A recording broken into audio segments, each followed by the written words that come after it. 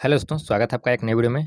तो दोस्तों, आज की इस वीडियो में हम लोग सीखने वाले हैं कंपाउंड इंटरेस्ट यानी कि चक्रवृद्धि ब्याज निकालना। ठीक है, हम लोग एक यूनिक तरीके से सीखेंगे कि चक्रवृद्धि ब्याज कैसे निकाला जाता है।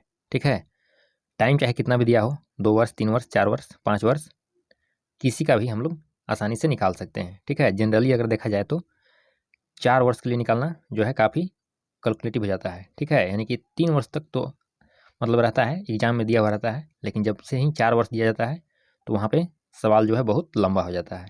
लेकिन हम लोग जो आज प्रोसेस सीखने वाले हैं उसमें आप 4 वर्ष, 5 वर्ष, 6 वर्ष जितना भी दिया हो आप उसको आसानी से निकाल सकते हैं। ठीक है, तो चलिए करते हैं वीडियो को स्टार्ट। और स्टार्ट करने से पहले यदि आप इस चैनल पर पहली बार आए हैं तो चैनल को सब्सक्राइब कर लीजिए और अपने दोस्तों के साथ इसे शेयर भी कर दीजिए। ठीक है, तो चलिए करते हैं वीडियो को स्टार्ट।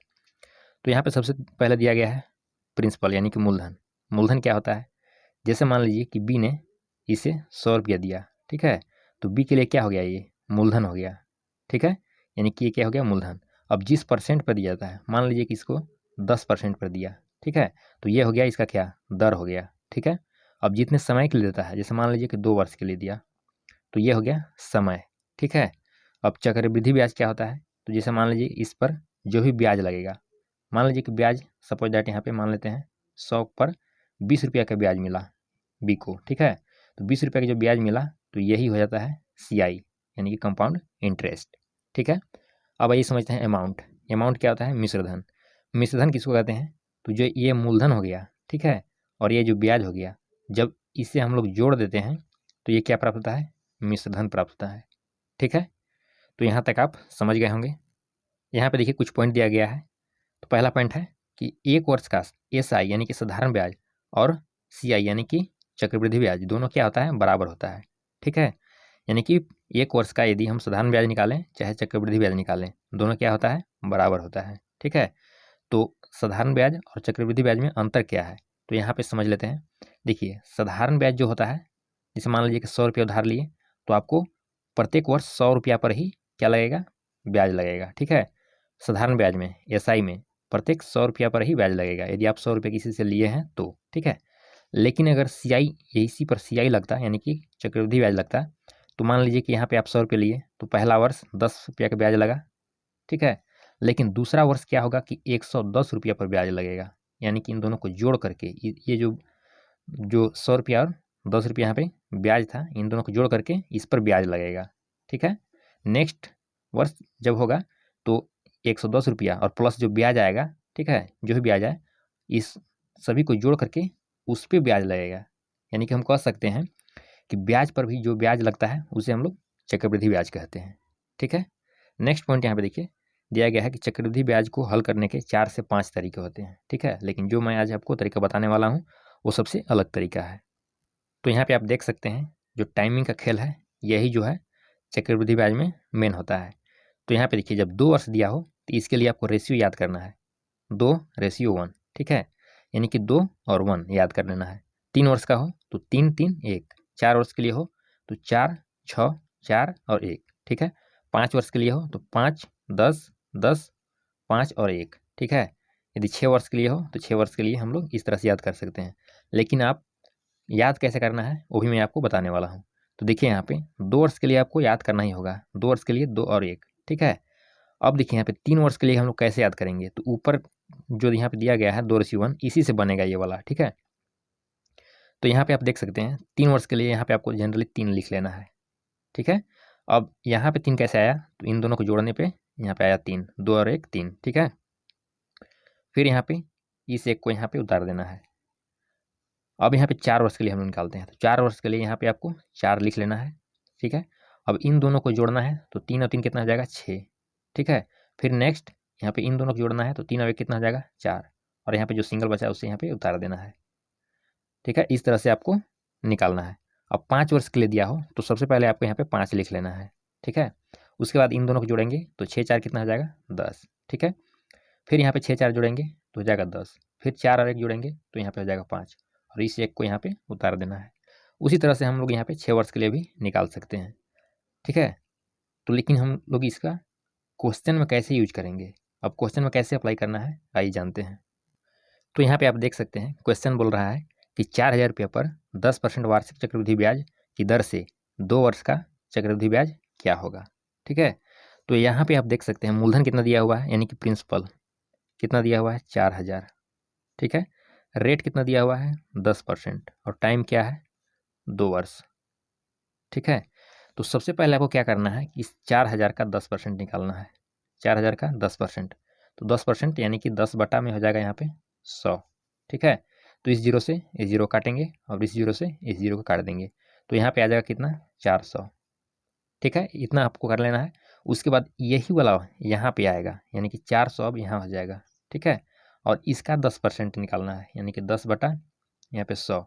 अब इससे ये वाला काटेंगे, इससे ये जीरो काट देंगे, तो यहाँ पे क्या आ गया 40। ठीक है, अब देखिए 2 वर्ष के लिए आपको क्या बताया गया था रेशियो, तो 2 वर्ष के लिए था 2:1। ठीक है, तो इस 2 का गुना यहाँ पे होगा। ठीक है, और इस 1 का गुना यहाँ पे होगा। अब इसे क्या करना है, गुना कर लेना है, तो कितना आ जाएगा 4 दूना के यहाँ पे आ जाएगा 800। ठीक है, और 40 गुना 1 करेंगे तो कितना हो जाएगा 40। अब इन दोनों क्या करना है, जोड़ देना है, तो यहाँ पे देख सकते हैं ये हो गया 800 और ये हो गया 40, तो कितना हो जाएगा 840। तो इसका चक्रवृद्धि ब्याज कितना आ गया 840। ठीक है, तो इस तरह से सोल्व कर सकते हैं। चलिए देखते हैं हम लोग नेक्स्ट क्वेश्चन। देखिए नेक्स्ट क्वेश्चन भी उसी टाइप का है। बोल रहा है कि 3000 रुपये पर 20% वार्षिक चक्रवृद्धि ब्याज की दर से 2 वर्षों का चक्रवृद्धि मिश्रधन क्या होगा। देखिए ऊपर वाले क्वेश्चन में आपको चक्रवृद्धि ब्याज ही पूछा था, लेकिन इस क्वेश्चन में चक्रवृद्धि मिश्रधन पूछ रहा है। ठीक है, तो यहाँ पे देखिए सबसे पहले हम लोग लिख लेंगे प्रिंसिपल कितना दिया हुआ है 3000। ठीक है, रेट कितना दिया हुआ है तो 20% और टाइम कितना है, टाइम है 2 वर्ष। ठीक है, अब देखिए इस 3000 का 20% निकालना होगा, तो 3000 का हम लोग 20% निकालेंगे, यानी कि 20 बट्टा हो जाएगा यहाँ पे 100। इस जीरो से इस जीरो काटेंगे और ये जीरो से ये जीरो कट जाएगा, 3 दूना कितना हो जाएगा 600 यहाँ पे आ जाएगा। ठीक है, अब इस 600 को पकड़ करके यहाँ पे लाना है 600 और इसका निकालना है 20%, यानी कि 20 बटा 100। ठीक है, तो ऐसे हम लोग काट सकते हैं। 6 दूना कितना हो जाएगा 12, यानी कि 120। अब 2 वर्षों के लिए क्या रेशियो बताया गया था 2:1, तो इस 2 का गुना यहाँ पे होगा और इस 1 का गुना यहाँ पे होगा। ठीक है, तो ये कितना आ जाएगा 6 दूना 12, यानी कि 1200 और इसका मल्टीप्लाई करेंगे तो कितना आ जाएगा 120। अब इन दोनों को जोड़ देना है, तो जोड़ेंगे तो कितना आ जाएगा, तो यहाँ पे आ जाएगा 0, 2, 3 और 1। तो ये हो गया क्या CI, लेकिन हमसे पूछा क्या है चक्रवृद्धि मिश्रधन। ठीक है, तो मिश्रधन निकालने के लिए क्या करते हैं, तो मिश्रधन निकालने के लिए यहाँ पे ब्याज प्लस मूलधन करते हैं, यानी कि P + CI हो जाएगा, यानी कि मूलधन प्लस ब्याज। तो मूलधन कितना है 3000 रुपया है, तो 3000 यहाँ पे हम लोग क्या करेंगे यहाँ पे लिख लेंगे। ठीक है, और प्लस ब्याज कितना आया है 1320, 1320 को जोड़ देंगे। दोनों को जब जोड़ेंगे तो क्या आएगा, तो यहाँ पे 0 हो जाएगा, यहाँ पे 2, यहाँ पे 3 और 3 और कितना हो जाएगा 4। तो यानी कि हम कह सकते हैं कि जो हमारा चक्रवृद्धि मिश्रधन आया वो आ गया 4320। ठीक है, तो इस तरह से आप इस क्वेश्चन को सोल्व कर सकते थे। चलिए देखते हैं हम लोग नेक्स्ट क्वेश्चन।